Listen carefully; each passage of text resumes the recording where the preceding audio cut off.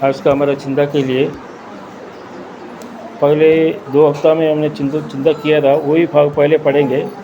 James याकूब पहला अध्याय, याकूब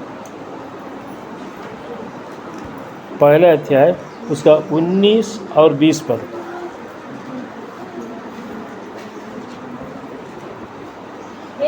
प्रिय भाई माने तुझे माने यह ज्ञात अच्छो प्रत्येक जन शुणिबारे तत्पर कहिबारे धीर पुणी क्रोध करिबारे धीर हेउ कारण मनुष्यर क्रोध ईश्वर को प्राय धार्मिकता साधन करे नहीं।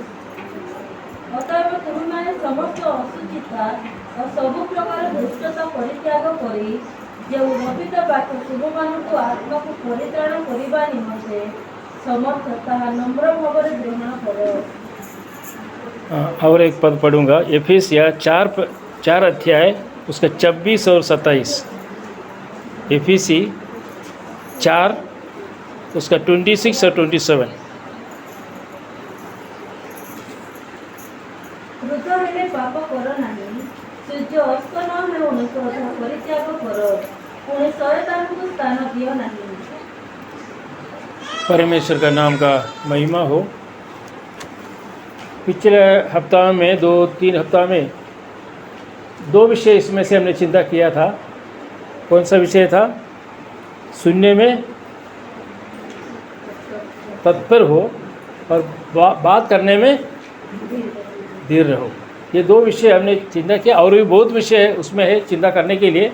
अब ये तीसरा विषय इसमें लिखा है कि क्रोध के लिए स्लो टू एंगर में धीम रहे। क्रोध में हम धीम रहना चाहिए, सावधान रहना चाहिए, बाइबल में लिखा हुआ है। और एफिसियों पत्री 4 अध्याय उसका 26 में क्या पढ़ा है? क्रोध तो करो, यहाँ पे लिखा है कि क्रोध करो है, मगर पाप मत करो। सूर्य अस्त होने तक तुम्हारा क्रोध न रहो।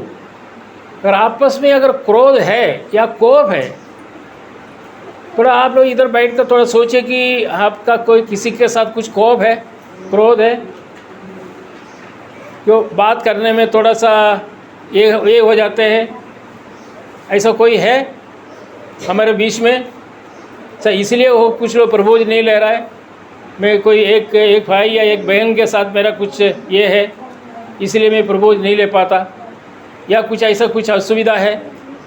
यहाँ लिखा है क्रोध तो करो, उसमें कोई मना नहीं। बाइबल में लिखा है क्रोध करो। बहुत अच्छा हो गया ना, सबको अच्छा लग रहा है ना? ये क्रोध करो बोलने से बहुत अच्छा लगता है ना, है? क्रोध करो बोलने से बहुत अच्छा लगता है, लेकिन उधर लिखा है पर पाप मत करो। क्रोध करो, पाप मत करो। क्रोध करने के बाद पाप मत करो बोलने से कैसा है? अगर क्रोध करेगा, कोप करेगा, ईर्ष्या आएगा हमारे मन में, फिर भी लिखा है पाप मत करो, ये कैसे हो सकता है? हम अगर कोप करेगा, किसी के सामने हम कोप करेगा, वो जो सुनने वालों को अच्छा लगेगा। मेरे स्वामी के विरुद्ध में मैं कोप करूँगा, स्वामी को अच्छा लगता है। स्वामी अगर कोप करेगा फिर बीबी के सामने, बीबी को अच्छा लगेगा। लेकिन यह लिखा क्रोध करो बोलता है। ठीक है, लाइसेंस मिल गया ना? क्रोध करने के लिए लाइसेंस मिला है कि नहीं? लेकिन एक शर्त है, पाप मत करो।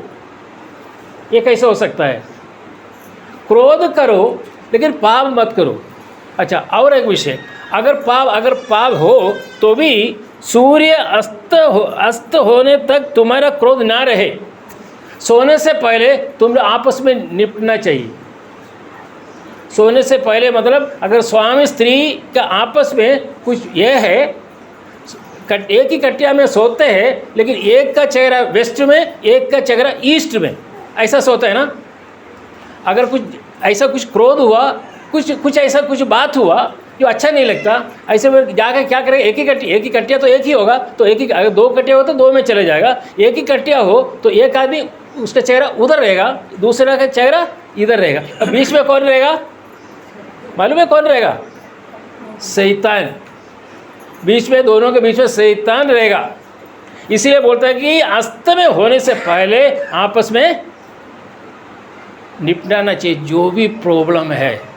अगर क्रोध हो गया है, पाप की ओर पहुंच गया, क्रोध होना पाप नहीं है, अगर क्रोध अगर पाप में पहुंच गया तो भी उसका कुछ लिमिट है। हमको कुछ ग्रेस टाइम दिया, हमको कुछ ग्रेस टाइम दिया है, इतना निमिष के अंदर, इतने मिनट के अंदर ये समाप्त होना चाहिए। नहीं तो उसके बाद क्या लिखा है उसे 27 पद है, बहनों थोड़ा पढ़िए। पूरी शैतान को स्थान दिया नहीं। हाँ, अगर क्रोध हमारे मन में रहे, अगर ये इसका नहीं निपटा तो क्या होगा कि कहाँ पे बीच में कौन आएगा?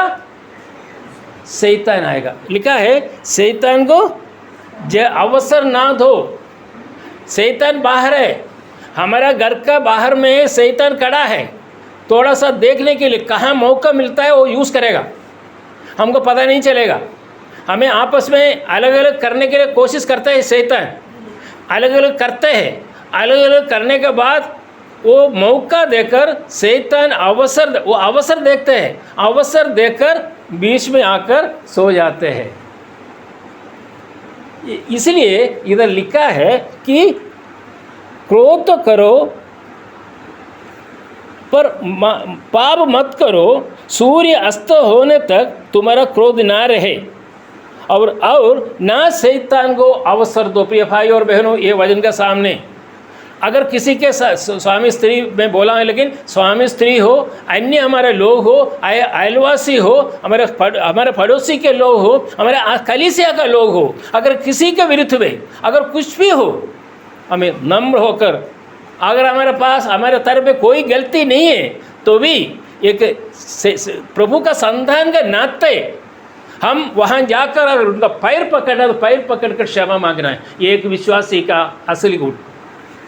अगर हम विश्वासी है, हम बोलते हैं कि विश्वासी है, हम प्रभु का आगमन पर उठा लिया जाएगा, तो इनका असली उत्तम ये है, गुण ये है कि अगर किसी के साथ हमारा कुछ भी हो, हम हो सकता है कि आप बोल सकते हैं कि मेरे जीवन में कोई कमी नहीं, कोई चीज़ नहीं, हमें कोई गलती नहीं किया, उनका गलती है, तो भी माफ़ कर दो, मैं अपने वापस मिलकर मैं आगे चलना चाहता हूँ। शैतान को हमारे हृदय में वास करने के लिए नहीं होगा, क्योंकि हमारे अंदर हम परित्राण पाया हुआ समय पर एक व्यक्ति हमारे अंदर आया है, पवित्र आत्मा।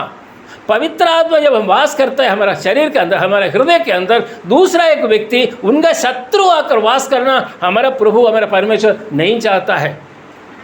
या हमारा परमेश्वर, हमारा पवित्र आत्मा परमेश्वर हमारा हृदय के अंदर वास करते समय उनका शत्रु शैतान कौन है? परमेश्वर का मित्र है क्या?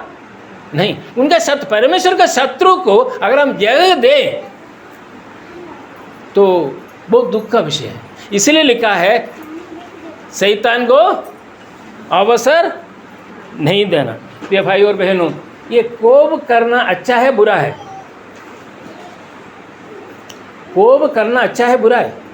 इधर लिखा है कि कोप करो, क्रोध तो करो, मतलब कोप अच्छा है, कोप करना चाहिए, कोप होना चाहिए। एक विश्वासी के जीवन में कोप आना चाहिए। कैसे? अभी तीमोती उधर जाएगा, शेखर भाई बोलेगा बेटा उधर नहीं जाना, नहीं मैं जाऊंगा, कोप आएगा कि नहीं? कोप आना गलत है, उनका अधिकार है, उनका अधिकार है कि तीमोती को जाकर जाइए, तो इतना बड़ा होने के बाद ही थोड़ा चप्पट मारने के लिए इनका अधिकार है, क्योंकि उनका पिता है। कोप आएगा, आना चाहिए, कोप आएगा, क्रोध आएगा, आना चाहिए, क्योंकि जहाँ हमको लगता है कि जो पाप की ओर पाप का विरुद्ध में हम क्रोध कर सकते हैं, कोप कर सकते हैं। अगर कोई पाप करने के लिए जा रहा है, उस पाप का विरुद्ध में हम अपना कोप, आक्रोश हम कर सकते हैं। और चाहे स्कूल में जाइए, टीचर कोप नहीं करते, बच्चों को डांटते हैं कि नहीं, इम्पोजिशन देते हैं कि नहीं है? क्या है? मैंने टीचर अपना स्टूडेंट्स का भलाई के लिए, मेरा बच्चा, मेरा स्कूल में जो बच्चा है वो मेरा बच्चा है, वो अच्छा पास होकर, मार्क होकर प्राप्त पास होना चाहिए, ये वो टीचर का आग्रह। उसी हिसाब से वो जो है दंड देता है, कोप करते हैं। वो कोप करना चाहिए कि नहीं? कोप। अच्छा, दूसरा, अभी हमारा बच्चों लोग सब जो है अकेला भी ट्रेन में यात्रा करना पड़ता है कि नहीं? हमेशा जो है पेरेंट्स भी साथ नहीं आएगा, चलो अकेला भी जाना पड़ता है ट्रेन में। तो ट्रेन में ट्रेन में क्या है कि कुछ लोग जो थोड़ा कमेंट मारते हैं, कुछ युवक लोग थोड़ा हमारे पीछे पीछे चला, आप लोगों के पीछे पीछे चलता होगा, तो हम क्या करेगा, ऐसा देखने से वो शांत हो जाएगा कि नहीं है? थोड़ा काला चेहरा, थोड़ा काला करके कोप के साथ वो उनके ऊपर हम देखेगा, वो अपने आप जो है थोड़ा ठंडा हो जाएगा। तो उस समय वो याद करेगा, अंकल ने वैसे दिया था, शत्रुओं को प्रेम करो, ये हमारा शत्रु है, हम शत्रु को प्रेम करते जाएगा प्रेम करने के लिए है? ऐसा भूल नहीं करना। मैं बोला शत्रु को प्रेम करना, इसका मतलब ये नहीं है कि ट्रेन में ये यात्रा करने वाला अगर आपको कोई 3-4 युवक लोग अगर आपको तंग करने के लिए आएगा, उसको पकड़ के अंकल ने बोला था कि प्रेम करो, मैं प्रेम करते, ऐसा नहीं। उस समय हमारा कोप बाहर आना चाहिए, हमारा भलाई के लिए हमारा कोप बाहर आना चाहिए। ऐसा आंख थोड़ा बड़ा करके एक बार देखेगा, शांत हो जाएगा। कोप करना पाप है कि नहीं? ऐसा जगह पर कोप करना पाप नहीं है, कोप अच्छा है। प्रिय भाई और बहनों, अगर मान लीजिए घर में प्रार्थना नहीं कर, सुबह सुबह प्रार्थना करना है, पिता माँ बाप जो उनको बोलता है, बच्चों को बोलता है कि प्रार्थना करो, अगर नहीं करता तो डांटना चाहिए कि नहीं? अगर नहीं डांटेगा, नहीं डांटना, कोप पाप है, नहीं डांटना चाहिए, ऐसा बोलता है क्या कोई? नहीं। अगर बच्चा है, बच्चा को हमें कोप के साथ उनको डांटना चाहिए। अगर स्वामी स्त्री को भी थोड़ा गर्व से बोल सकते हैं, अगर स्वामी अगर नहीं उठता सुबह सुबह प्रार्थना करने के लिए, स्वामी को बोल सकते, लेकिन मारना नहीं, मार के पीटना नहीं, अगर झगड़ा नहीं करना, लेकिन थोड़ा गौरव से, थोड़ा कोप से, शांत से अपने स्वामी को भी बोल सकते हैं, भाई थोड़ा उठो, थोड़ा हम प्रार्थना करते हैं, आइए थोड़ा बच्चों लोगों के साथ मिलकर हम प्रार्थना करते हैं। ये हमें थोड़ा उस समय भी थोड़ा कोप में आ सकते हैं। अगर घर का जो मालिक है, स्वामी है, वो बच्चों को भी डांट सकते हैं, अपने स्त्री को भी डांट सकते हैं, आइए यहाँ पे पहले प्रार्थना करें, उसके बाद बाइबल स्टडी को, कोटे जो सभी को हमें जाना चाहिए। इत्यादि रीति में जहाँ पर हमें कोप करना चाहिए, वो कोप पाप नहीं है। कोप करो मतलब मालूम हो गया ना? कोप करो मतलब अच्छा। अब यहाँ पे हमारे प्रभु यीशु मसीह ने कोप किए कि नहीं? जब हम जो भी हम बोलते हैं, सबसे पहले बोलते हैं कि हम लोग बोलते हैं प्रभु यीशु मसीह जो किया है ऐसा हमें करना चाहिए, ठीक है? प्रभु यीशु मसीह कोप किए कि नहीं? वो सबका ये जो बोलते समय सबका मन में आया होगा। वो यूहन्ना सुसमाचार 2 अध्याय 13 पद, यूहन्ना सुसमाचार 2 अध्याय 13 पद।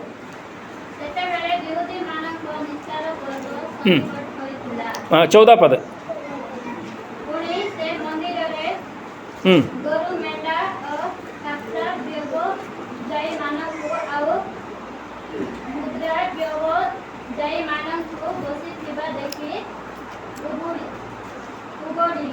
हाँ 15 पद।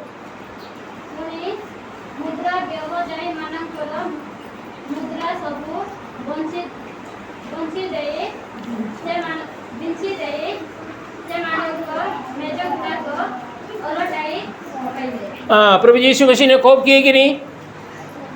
कोप किए कि नहीं प्रभु यीशु मसीह? इधर क्या लिखा है 15 पद में? और ऋषियों को डा बनाकर सब भेड़ों और बैलों को मंदिर से निकाल दिया। कौन निकाला? गुस्सा से निकाला है, प्रभु यीशु ने किया ये।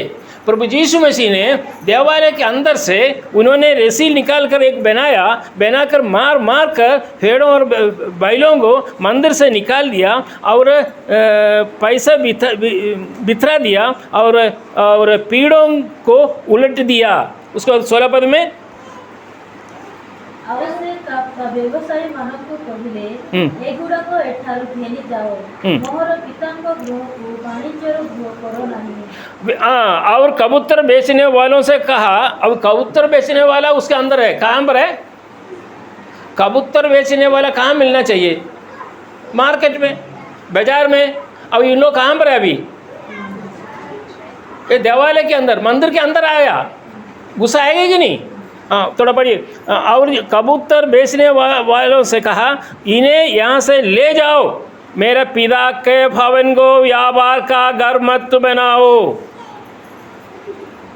ये भाई और बहनों, इतना गुस्सा हुआ, मार मार कर जब टेबल मेरा पलट कर दिया। प्रभु यीशु ने क्यों गुस्सा किया? मैंने बोला, यहाँ जो पाप है, पाप का विरुद्ध में हम कोप कर सकते हैं, पापी के विरुद्ध में नहीं, पाप के विरुद्ध में। पापी को हमें प्रेम करना है, पाप को घृणा करना है। पापी को हमें प्रेम करना चाहिए, शराबी को प्रेम करना चाहिए, मद्यपानी को प्रेम करना चाहिए, व्यभिचारी को प्रेम करना चाहिए। व्यभिचार, शराब इत्यादि पाप को हमें बिल्कुल, हमारे साथ कोई लेन देन नहीं है, हमें उनको प्रेम नहीं करना है, उसका एक विरुद्ध में हमें खड़े रहना होगा। प्रभु यीशु मसीह ने यहाँ पे इस तरह एक क्रिया करने का कारण, हम पुराने नियम की ओर आएगा। निर्गमन पुस्तक, एक्सोडस, आदि पुस्तक, उसके बाद जस्ट वन, एक्सोडस, यात्रा पुस्तक है, उसका 12 अध्याय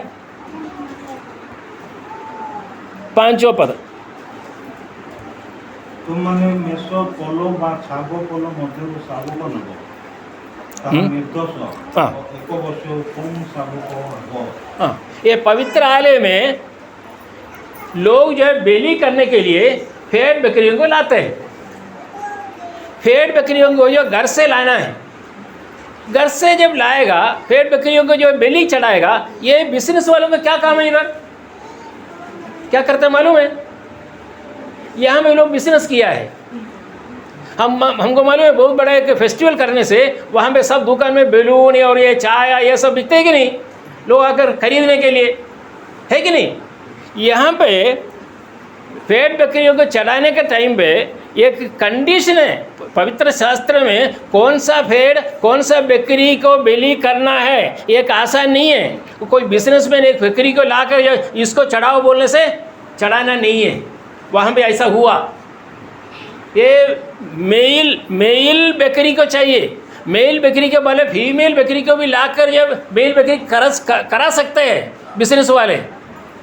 अगर लंगड़ा हो, पैर नहीं है, ऐसा बकरी को भी ला के दे सकता है। पैसा कम दे दो, ले लो इसको।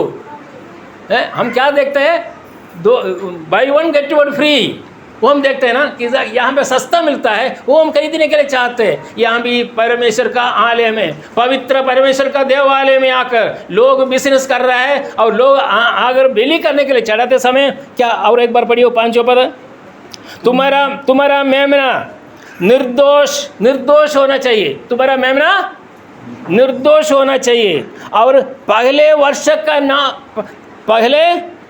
का ना हो, और उसे चाहे भेड़ों में से लेना, चाहे बकरियों में से, भेड़ों बकरियों हो, उसका आयु भी लिखा हुआ है, इतना वर्ष का बकरी चाहिए।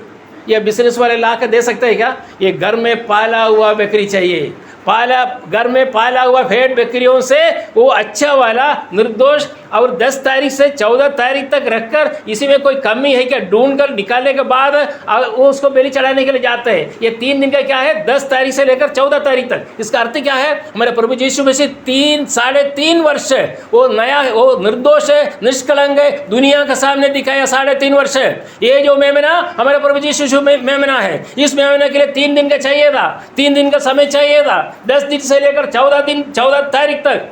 ये विषय देखकर कोई कलंक नहीं है बोलकर सर्टिफिकेट देने के बाद महायाजक इसको बेली पर चढ़ाते हैं। उसी प्रभु यीशु मसीह इस दुनिया में आकर 3.5 वर्ष दुनिया के सामने, लोगों के सामने पूछा, मुझे कोई पाप है दिखाओ, कोई नहीं दे सका। परिशुद्ध निष्कलंक मेमना बेली के ऊपर चढ़ाया कालवरी क्रूस पर। प्रिय भाई और बहनों, ऐसा व्यक्ति को बेली चढ़ाना है। प्रभु यीशु मसीह गुस्सा आएगा कि नहीं? प्रभु यीशु का देवालय है, उसके अंदर जो अभी लोग बिजनेस कर रहा है, इसी में प्रभु यीशु मसीह ने गुस्सा किया। मैं यहाँ पे समाप्त कर रहा हूँ, और अनेक विषय और भी हम चिंता करेंगे। प्रिय भाई और बहनों, कोप करना पाप नहीं है, लेकिन कौन सा काव्य पर पाप करना है, कौन सा विषय पर पाप करना है। जो पाप के लिए पाप अगर आगे है, वो पाप के विरुद्ध में हम कोप कर सकते हैं। जैसे हमने बोला, पेरेंट्स जो कोप करते हैं, टीचर्स कोप करते हैं, स्वामी और स्त्री कभी जो कोप करते हैं वो कुछ कारण देकर है, हमारा उन्नति के लिए, हमारे भलाई के लिए। प्रभु यीशु मसीह देवालय में जाकर कोप किया, वो मालूम है उन लोग को ऐसा अगर छोड़ दे तो कभी कलंक हो जाएगा, वो पाप हो जाएगा, वो कभी भी परमेश्वर नहीं चाहता है। आइए प्रिय भाई और बहनों, ये वचन के सामने हम हमारे निज जीवन को हम परीक्षा करें। पहले जो पद और एक बार मैं बताना चाहूँगा, पाप मत करो, पाप करो लेकिन क्रोध मत करो, क्रोध करो लेकिन पाप मत करो। उसके बाद अगर पाप रहे संध्या समय के पहले उसको निपटाना है। प्रत्येक रीति में मैं स्वामी स्त्री के लिए मैं बोलना चाहूँगा, स्वामी स्त्री आप लोग जो है रात सोने से पहले जो भी विषय हुआ आंखों से आंसू गिराते हुए प्रार्थना करते हुए अपने जीवन का जो भी कमी है आपस में बात कर कर आपस में मेल मिलाकर करना। इसका कोई ये नहीं विश्वास या अविश्वास। हो सकता है कि किसी के संदेह होगा कि मेरा स्वामी अविश्वासी है, ऐसा होने से क्या अविश्वासी हो विश्वासी हो आप पति पत्नी हैं, पति पत्नी होकर रहते समय जो भी हो अविश्वासी हो विश्वासी हो आपके जीवन में आप एक विश्वासी है, आपके जीवन में अगर कोई भी विषय है अपने पति के विरुद्ध में तो अभी यही समाप्त करना चाहिए, यही हमें समाप्त करके एक ऐसा जीवन बिताना चाहिए। कारण क्या है, अगर एक दिन हो गया 3 दिन हो गया, कई लोग जो महीना जो बात नहीं करते, कई लोग जो साल हो गया बात नहीं करते हैं। अगर कोई ब्रेकफास्ट देना है बच्चों को बोलते हैं तेरे पापा को दो, ऐसा बोलते हैं, तेरा पापा उठाया कि नहीं, उठाओ ऐसा बोलते हैं। नहीं, इसको समाप्त होना चाहिए। यहाँ लिखा हुआ है क्रोध करो लेकिन पाप मत करो। अगर पाप किया तो एक दिन मैक्सिमम 1 दिन के अंदर तुम लोग निपटाना चाहिए। अगर नहीं है तुम्हारा बीच में और एक व्यक्ति आएगा, तीसरा व्यक्ति। वो व्यक्ति कौन है वो व्यक्ति? शैतान आपका बीच में सोएगा। अच्छा लगेगा आपको? अच्छा नहीं लगता, लेकिन जब आप अकेले हो जाते हैं आप हो सकता है कि उनको ऊपर हाथ रखेगा मेरे साथ सोने के लिए, मेरा पति मेरे साथ सोने के लिए नहीं है, नहीं तो मेरा स्त्री मेरे पास सोने के लिए नहीं है। बीच में एक व्यक्ति आया हो, जो भी हो, शैतान हो, तो भी मेरा हाथ थोड़ा उनके ऊपर जाएगा कि नहीं रात में सोने के टाइम में? गलत है। शैतान को अवसर ना दो, अवसर देख रहा है हमारे बीच में आकर सोने के लिए, वो चाहता है बिल्कुल नहीं। शैतान को हमेशा के लिए टाटा बोलना है। और तुम मेरा ज़िंदगी में, मेरे पारिवारिक जीवन में, मेरा कलीसिया का जीवन में तुम्हारे लिए कोई स्थान नहीं बोलकर उनको अलग करना। प्रिय भाई और बहनों, ये वचन द्वारा हम सबको अनुग्रह करें, आशीर्वाद करें। प्रभु के नाम का महिमा हो।